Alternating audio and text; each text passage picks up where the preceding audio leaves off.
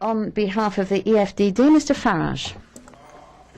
I've been wondering why David Cameron's been slashing our armed forces, won't commit to 2%, is happy for us not to be able to defend our islands. I think Mr Juncker's given us the answer. We're going to do it at an EU level. We're going to have a European army. Now, when I raised this last year with the Deputy Prime Minister, Liberal Democrat Nick Clegg, he said it was a dangerous fantasy to even talk about an EU army. I hope every Liberal Democrat voter has heard Mr Verhofstadt today, the leader of the European Liberals, crying out for militarisation at an EU level. Of course, the truth is, it's already happening. We already have a European Defence Agency. We already have EU battle groups on active service all over the world. We already have an EU Navy active against the Somali pirates, and who can forget Eurocorps here in Strasbourg last year, virtually goose-stepping that ghastly flag round the courtyard outside. And of course the Lisbon Treaty, Article 28, provides for all of this. Tony Blair was right. He said the European Union is not a project about peace, it's a project about power. And I think Mr Juncker is trying to seize on an opportunity. We ourselves in the European Union provoked the conflict through our territorial expansionism in the Ukraine. We poked the Russian bear with a stick, and unsurprisingly, Putin reacted.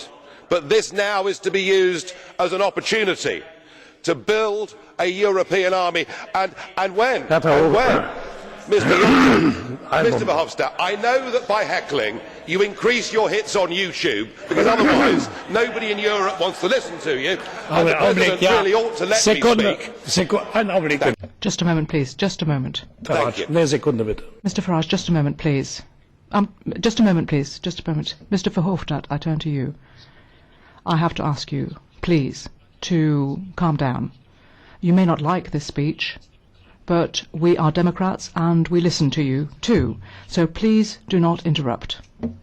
Well, we certainly are Democrats, and we've never shouted you down, but you always try and shout us down. The point I was making is this: the opportunity is being seized, and Mr Juncker said we must convey to Russia that we are serious. Who do you think you are kidding, Mr Juncker? We do not want any part of an EU army, and I doubt the rest of the peoples of Europe do either. Thank you. Well, it's a bit of fun. So, Herr Farage. Thank you, Mr Farage. You've exhausted your speaking time. We extended it even. Now, Mr Verhofstadt, we've brought him back to reason. However,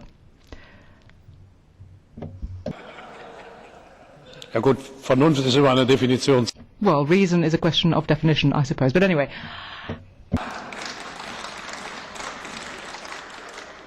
Ich glaube, I'm not necessarily saying that you're the expert when it comes to defining reason, but what I can tell you is that I asked Mr Verhofstadt to please listen to you. I hope he will continue to do so in the future. And to all of you, I would ask you also to make sure that you respect flags of whatever nature. Mr Sulic, I believe you had a question, is that right? To Mr Farage, I take it? Is that right? In fact, I would like to ask Mr Farage, what do you think that we should have to do, Mr Farage, when Russia, for example, is supporting with the most modern armaments, you know, the separatists? Do you, as an European Union, have to do something to support Ukraine, to fight in the eastern Ukraine, or do you think that we should have to wait to fight on the western Ukraine for the stability of Europe? Don't you think that we together we have to send a clear message of solidarity and unity of the European Union considering this important subject? Thank you. Speech. We, through our territorial ambitions, provoked the overthrow of an albeit corrupt but democratically elected leader in the Ukraine. We have provoked this crisis. Now the question you ask is, what do we do from here?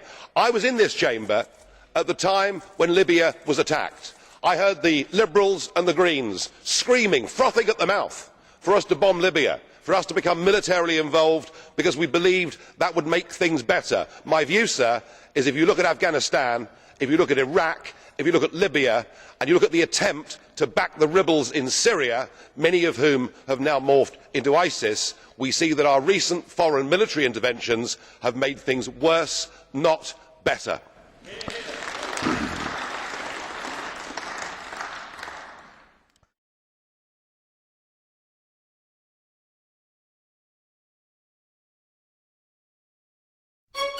Thank you.